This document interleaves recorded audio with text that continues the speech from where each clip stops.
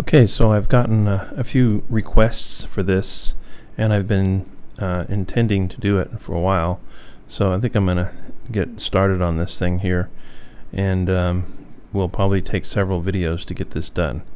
But this is a tutorial that I wrote back in 2007 for the LightWiki magazine, or the LightWiki website, and it's kind of gone off and on and offline over the years as different owners took over the LightWiki magazine.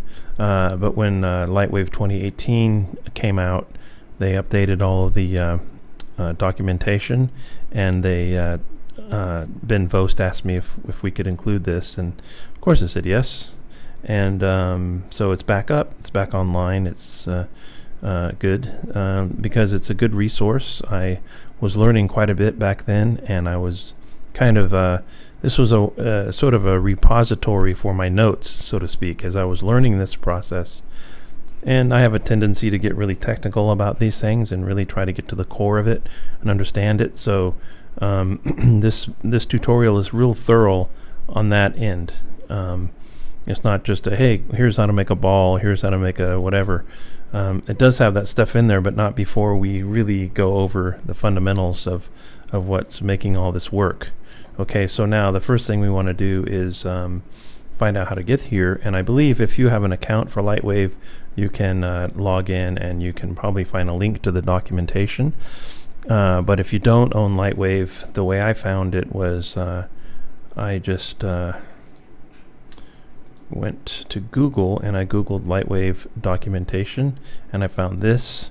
So I click on that, took me to the documentation page, and in under appendices, go down here to user created tutorials, and then fundamentals of subpatch modeling, and then click on the first section.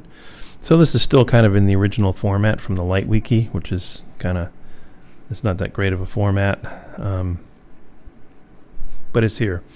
And I don't really have time to redo the whole thing, like I said. So so let's start from the top. And so for the first thing is that subpatch. What's that? Well, that is a mode of subdividing the mesh in Lightwave, which goes back quite a ways, I believe, to an earlier method of subdividing, which was kind of destructive. And I think they just the first thing they did was made this a non-destructive process in Lightwave. So that's where subpatch comes from, because it's not really the same thing as subdivision surface modeling or subdivision surface arithmetic, which is what we mostly use. And the original implementation of this was Catmull-Clark.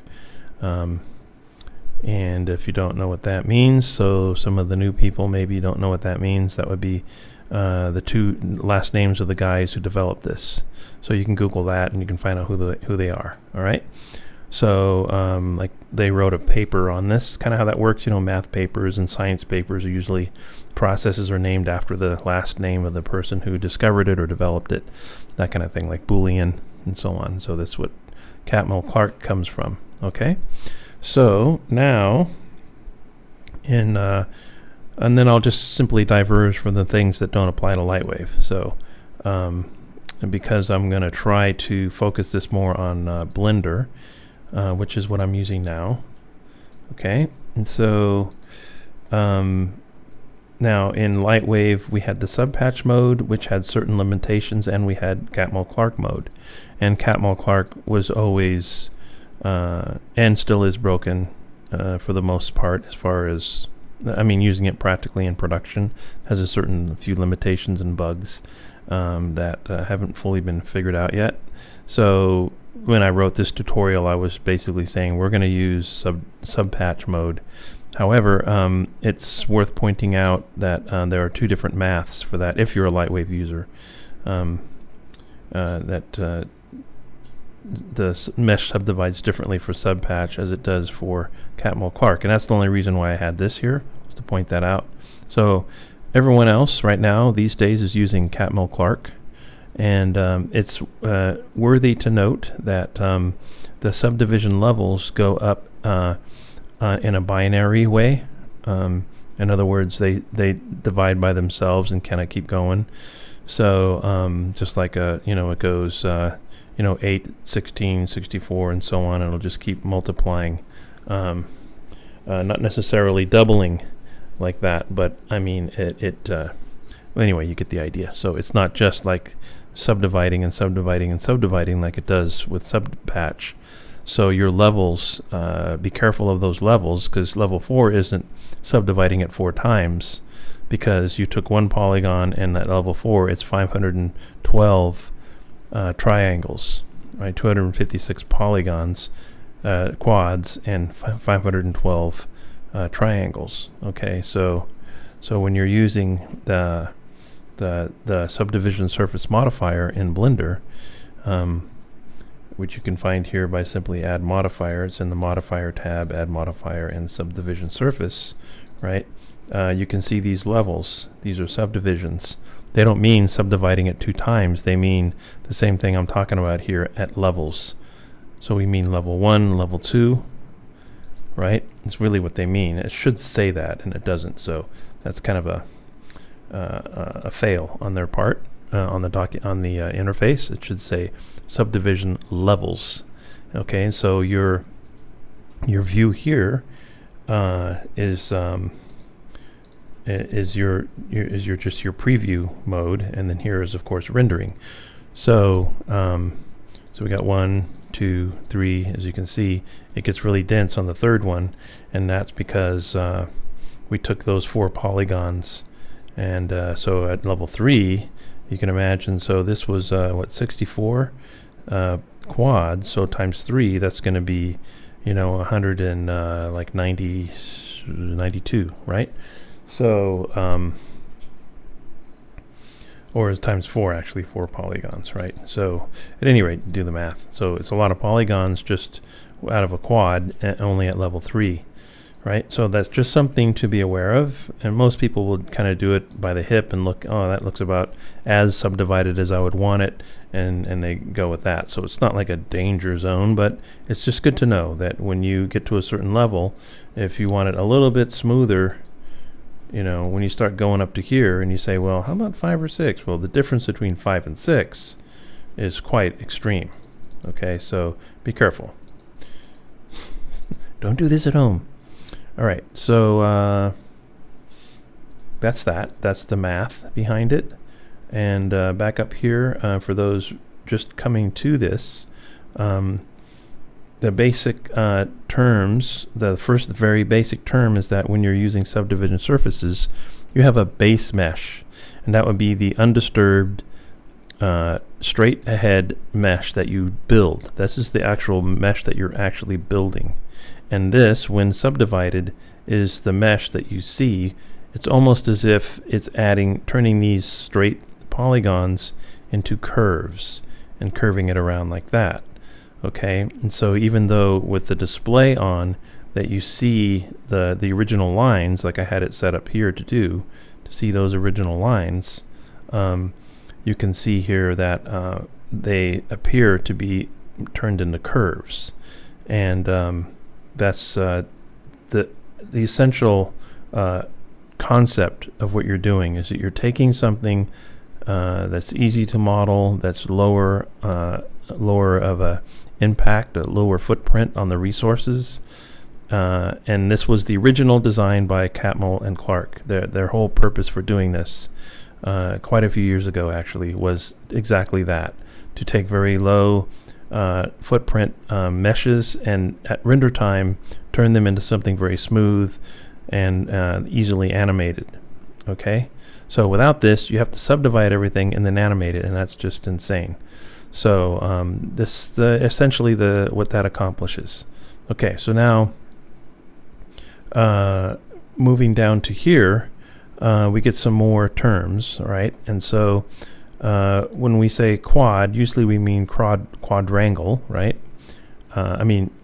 Usually we say quads, and what we mean when we say that is quadrangle.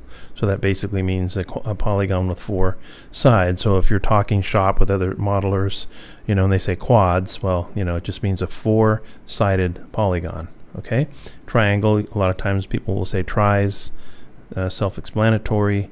And then the word n-gon is another one that comes up, and that would be any polygon that has more than 4.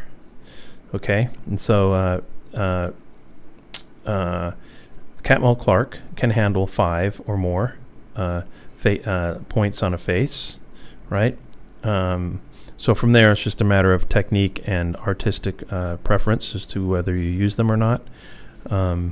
But they can be used, all right? So that's just a technical thing. So another term here is grid mesh, right? So that's an important term that I like to use. It really helps distinguish different areas of the model when you're working with it in subdivision surfaces. For teaching it, it certainly helps. Okay, so here I say I use this term to show parts of the model where it is kind of pretty much just a grid. There isn't really any, other flow of polygon loops, right, defining parts of the mesh. It's just like, well, we've come out to here from all this detail, and we really don't need any detail here except for this nice rise in the cheek right there. And for that, really, the polyflow is a grid mesh. And for these other parts, they're edge loops. Okay, so like this. Okay, so let's close this back up again. So this is the next thing. The next thing to learn is edge loops, right? So areas of detail that kind of shift the flow of the polygons. So if we click on this again, you can see over here we have a grid mesh, and then the shift of the flow of the polygons is used, or the technique of doing that is how we make the shapes in the mesh. And then there's connecting points to that. So so then the next term is polyflow, which is what we're just kind of leading into the next term here. So if we look at this head, we can see there are areas that we've designated to make details on a head. Usually most head modeling will follow something along these lines. I'm not going to say this is perfect. But there are areas like the cheek area would normally be like a grid mesh like this, and around the mouth and the lips there would be like a series of loops, and around the eyes as well. Okay, and so that's just the concept of what is polyflow. Well, it's the different areas of the mesh, how the flow of the polygons flow. All right, so that's that. And then points. Now points is a term where we're talking about how many points are on the polygon. And you could also say like how many edges are on the polygon. But in this case, when I say points, I'm meaning the connecting points between polygons. So like when these polygons on a regular grid mesh, the quad mesh or grid mesh, you can see there's 4 edges on this point. So basically we call this a 4 poly point. It has 4 edges, or 4 polygons are being shared by this point, right? And so here's a 3 poly point, and there's 3 edges or 3 polygons being shared by that point, and then a 4 poly point and a 5 poly point. Okay, so that's what I mean by that, because a lot of times when you're talking about modeling and subdivision surfaces, you say, hey, you don't want a 5-pointed star, or a 5-pointed, or a 5-edged star, or a 5 polygon point there. You want to avoid those in some places, and they're also inevitable. I'll get into that more, but it's just the terminology that we're talking about, right? So when we're talking about grid mesh, polyflow, points, what are we talking about? What are we trying to isolate here in our language?